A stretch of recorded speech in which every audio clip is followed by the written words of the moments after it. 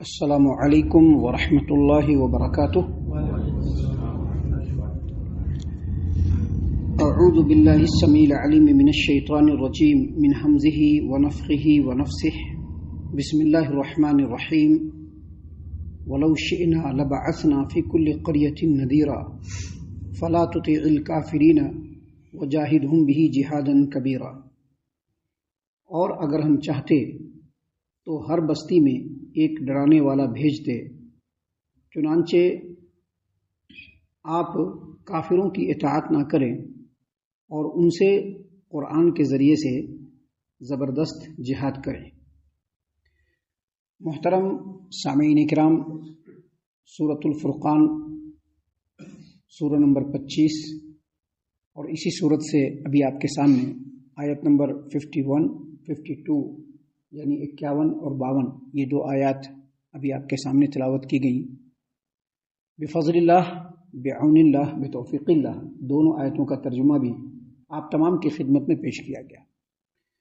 سامعین کرام، اللہ تبارک و تعالیٰ نے فرمایا وَلَوْ شِئْنَا لَبَعَثْنَا فِي كُلِّ قَرْيَةٍ نَذِيرًا، اور اگر ہم چاہتے تو ہر بستی میں ایک ڈرانے والا بھیجتے، ہر بستی میں ایک ڈرانے والا بھیجتے جو وہاں کے لوگوں کو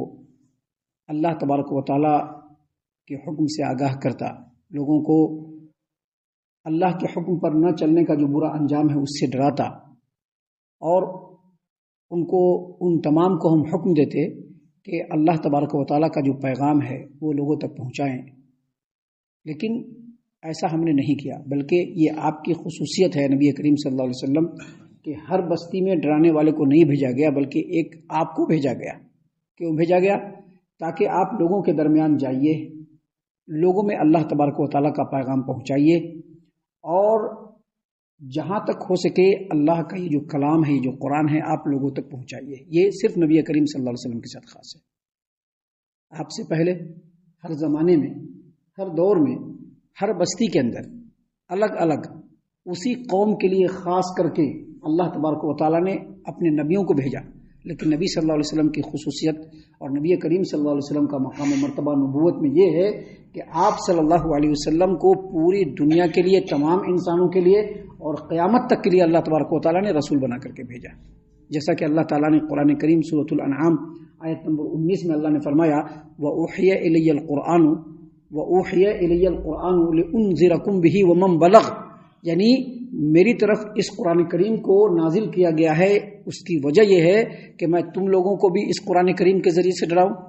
اور جن جن لوگوں تک یہ قرآن کریم پہنچے ان تمام کو میں قرآن کریم سے ڈراؤں۔ اور جو آدمی قرآن کریم کا انکار کرے گا، یا اس قرآن کی آیتوں کا انکار کرے گا، قرآن کے احکام کا انکار کرے گا،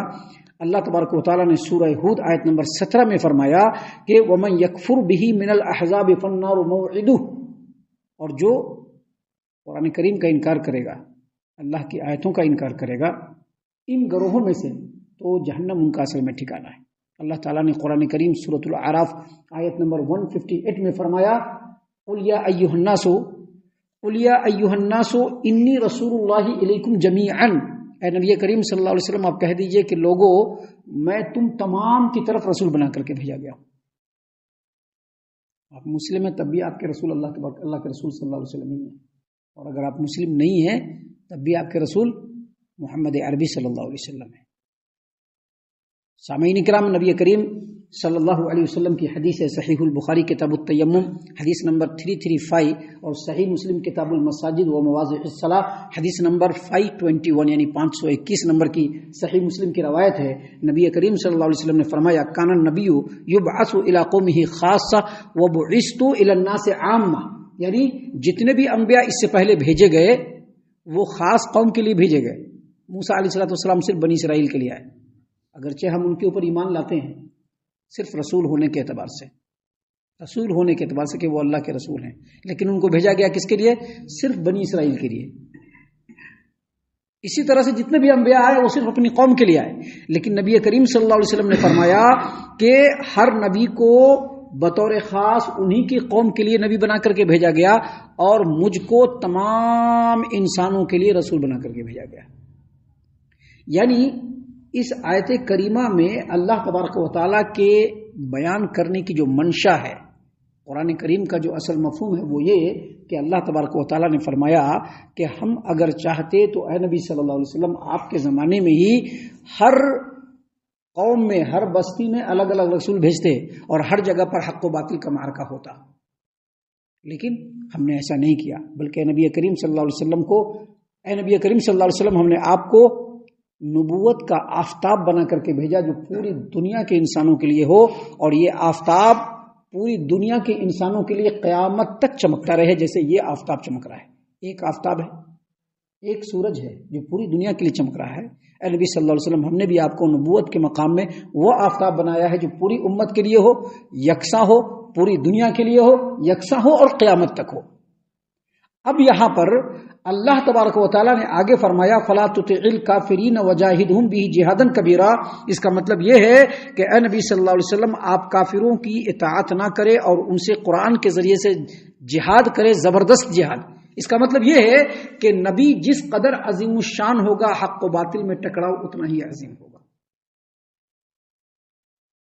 یاد رکھیے گا، آپ جس پیمانے پر اللہ تبارک و تعالیٰ کی باتوں کو لوگوں کے درمیان پہنچائیں گے، آزمائش بھی اسی اعتبار سے آئے گی، آزمائش بھی اسی اعتبار سے آئے گی۔ لہٰذا اللہ کے رسول صلی اللہ علیہ وسلم کو یہ حکم دیا گیا کہ دین کو پہنچانے میں، دعوت کو پہنچانے میں، منہج کو لوگوں تک پہنچانے میں کسی طرح کی کوئی کمپرومائز نہیں، غیروں سے کوئی کمپرومائز نہیں۔ آپ کو ان کی اطاعت و فرما برداری یا ان سے سمجھوتا نہیں کرنا ہے، بلکہ ان سے زبردست جہاد کرنا ہے۔ جہاد کا مطلب سمجھ لیجئے، لغوی اعتبار سے جہاد کا مطلب کسی خاص مقصد کو کامیابی تک پہنچانے کے لیے پوری کوشش لگانا، اس کو کہتے ہیں جہاد۔ اور جہاد کبیر کے اندر جو مفہوم ہے یہ اور زیادہ وسیع ہے۔ مطلب نبی کریم صلی اللہ علیہ وسلم کو اگرچہ حکم دیا گیا، لیکن یہ حکم تمام امت کے لوگوں کے لیے ہے، امت کے مسلمانوں کے ایک ایک فرد کے لیے ہے کہ جب آپ نے ایمان اور اسلام کو قبول کر لیا تو اسلام کو لوگوں تک پہنچانے کے لیے آپ کو بھرپور کوشش کرنا ہے۔ اگر کوئی اسلام کے اوپر انگلی اٹھائے تو اس کا کمپلیٹ جواب دینا ہے، اگر وہ زبان سے اگر وہ اٹھاتا ہے تو پھر زبان سے اس کا جواب دینا ہے، قلم سے اٹھاتا ہے تو قلم سے جواب دینا ہے۔ اور اسلامی حکومت ہو تو جہاد کرنا ہے، اسلامی حکومت ہو تب، وگرنہ نہیں۔ اسلامی حکومت ہو تو جہاد کرنا ہے۔ کس چیز کے لیے؟ اسلام کے دین کو، اسلام کو پھیلانے کے لیے، اسلام کی تعلیم کو پھیلانے کے لیے، نبی کریم صلی اللہ علیہ وسلم کی تعلیم کو پھیلانے کے لیے بھرپور کوشش کرنا ہے۔ اس میں کسی طرح کی کوئی کمپرمائز نہیں ہونی چاہیے۔ اسی بات کو اللہ تبارک و تعالیٰ نے فرمایا کہ فَلَا تُطِعِ الْكَافِرِينَ وَجَاهِدْهُمْ بِهِ جِهَادًا كَبِيرًا، آپ کافروں کی بات نہ مانیں بلکہ ان سے قرآن کے ذریعے سے بھرپور جہاد کریں۔ اللہ تعالیٰ نے قرآن کریم کے اندر دوسرے مقام پر کہا ہے کہ اللہ تبارک و تعالیٰ نے فرمایا قرآن کریم میں دوسرے مقام پر کہ یا ایھا النبی جاہد الکفار والمنافقین، اے نبی صلی اللہ علیہ وسلم آپ کو کفار سے بھی جہاد کرنا ہے اور منافقین سے بھی، اسلام کو ان تک پہنچانے کے لیے۔ اگر وہ اسلام کے اوپر انگلی اٹھاتے تو اس کا جواب دینے کے لیے آپ کو ان سے جہاد کرنا پڑے گا اور بھرپور جہاد کرنا پڑے گا۔ یہ نبی کے لیے ہے اور نبی کے بعد نبی کی تمام امت جو مسلمان ہیں ان کے لیے۔ ہم اللہ سے دعا کرتے ہیں کہ اللہ تعالی ہم تمام کو ان تمام باتوں کے اوپر خوب غور و فکر اور تدبر کرنے کے ساتھ ساتھ ان باتوں پر عمل کرنے کی بھی توفیق عنایت فرمائے، آمین۔ اللہ تعالی ہم تمام کو صحیح معنوں میں پکا سچا مومن مسلمان بنائے، اللہ اور اس کے رسول صلی اللہ علیہ وسلم کی اطاعت و فرما برداری کرنے والا بنائے، صحابہ کرام رضی اللہ عنہم کے طریقے پر چلنے والا بنائے، جنت الفردوس میں جگہ عطا فرمائے۔ اے اللہ ہم تمام کو جہنم سے پناہ دے، اے رب العالمین ہم تمام کو جہنم سے پناہ دے، اے مالک الملک ہم تمام کو جہنم سے پناہ دے، آمین یا رب العالمین۔ وما علینا الا البلاغ المبین۔